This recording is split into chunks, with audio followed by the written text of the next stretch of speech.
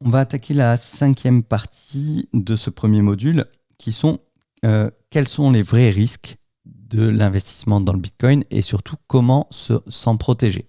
Alors le premier risque, c'est le risque de piratage. Bien entendu, c'est une monnaie virtuelle, c'est-à-dire que vous la détenez sur votre ordinateur. Bien qu'elle ne soit pas physiquement sur l'ordinateur, elle est sur un protocole, sur un réseau en ligne. Comme je vous ai expliqué, la blockchain, c'est un réseau mondial.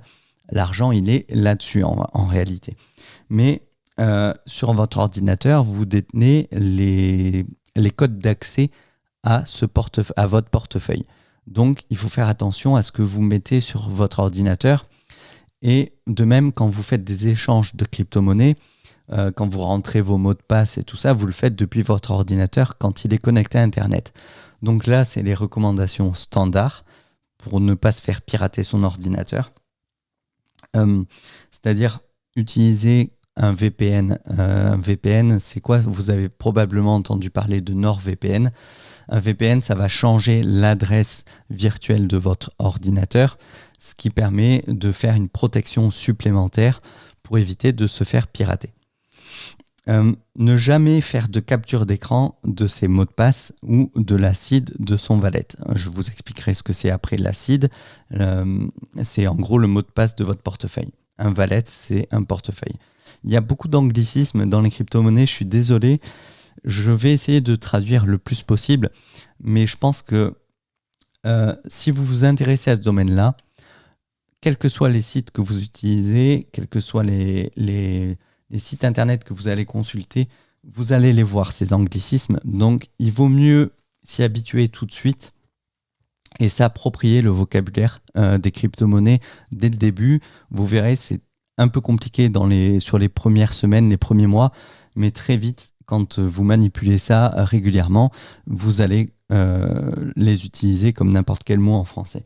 Donc, ne pas faire d'écran, même avec son téléphone, ne pas cliquer sur des liens suspicieux, hein, ça c'est les consignes traditionnelles classiques contre le piratage, et ne jamais investir dans des projets qu'on ne connaît pas parfaitement. C'est-à-dire que même si vous entendez des centaines de personnes parler d'un projet sur Internet, attention parce que les projets qui sont des scams, c'est-à-dire des arnaques, ils ont cette habitude justement d'utiliser des faux comptes par dizaines, centaines, des fois par milliers. Donc c'est pas parce que vous voyez passer le même message des milliers de fois sur Twitter que c'est un projet sur lequel il faut investir. J'ai même envie de dire au contraire. Voilà. Si vous voyez le même message qui est copié-collé, ça arrive souvent sur Twitter, je vois tous les jours des messages, des tweets qui sont exactement les mêmes, mais d'utilisateurs différents. Des fois, c'est des utilisateurs qui existent depuis plusieurs mois, qui ont plusieurs dizaines, centaines de followers, mais ce sont tous des faux comptes en fait qui sont interconnectés. Donc attention. Ensuite, il y a le risque de cambriolage, tout simplement. Vous pouvez vous faire voler votre portable, vous pouvez vous faire voler votre ordinateur. Donc, attention à bien sécuriser vos ordinateurs et votre téléphone avec un mot de passe.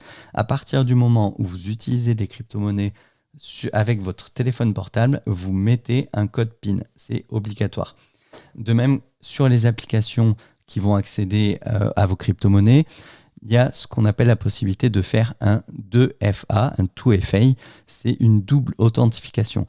La double authentification, dès que c'est possible, vous utilisez l'application Google Authenticator qui va vous donner toutes les minutes ou toutes les 30 secondes. Ça donne un code à 6 chiffres qu'il faut rentrer dans l'application quand vous voulez vous y connecter, en plus de votre mot de passe habituel.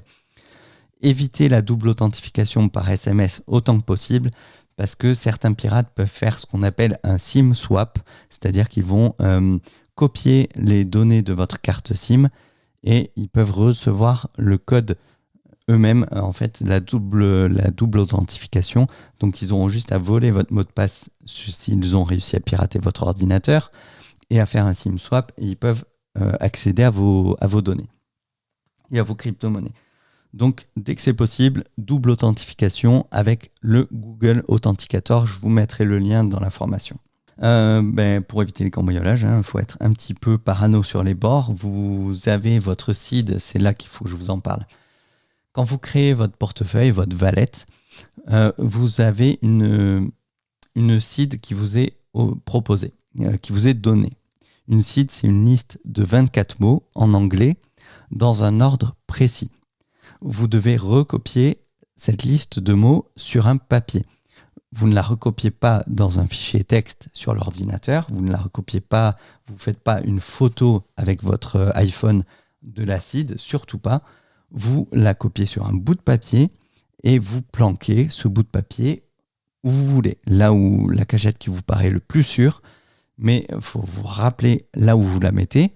Il faut qu'elle soit en sécurité, il faut que ce ne soit pas un endroit où elle puisse être brûlée ou noyée ou effacée ou déchirée, je ne sais pas. Ça peut être dans un coffre en banque, si vous avez un coffre en banque, mais ça veut dire que la banque a accès à votre clé de coffre et donc peut, éventuellement, quelqu'un de mal intentionné pourrait accéder à votre seed. Même si c'est peu probable, ça peut arriver.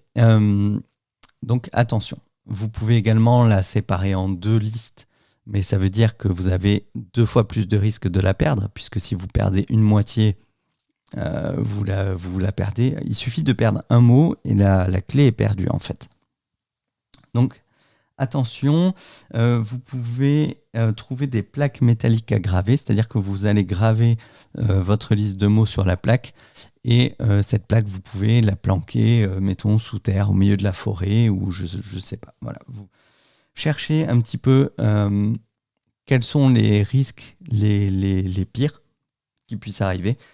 Faites le gros parano et vous planquez votre seed là où ça vous paraît le plus sûr. Si vous allez la planquer en forêt, n'oubliez pas de vous noter les positions GPS quelque part. Et pareil, vous planquez les positions GPS. Je ne sais pas, il y a beaucoup de choses à faire qui sont possibles. Le risque zéro n'existe pas, c'est sûr, mais le risque n'est pas moindre en ayant votre argent en banque. Il y a également le risque de crack du cours des crypto-monnaies. C'est déjà arrivé, ça arrivera encore. Je vous le disais, en 2022, probablement que le cours des crypto-monnaies va de nouveau chuter, mais sur le long terme, on voit que c'est quand même une courbe qui est ascendante. Le cours ne fait que monter depuis 10 ans. Il y a peu de risques que le cours chute. Je ne vous dis pas que ça ne va pas arriver. On n'est jamais à l'abri de ce qu'on appelle un black swan, c'est-à-dire un événement imprévisible.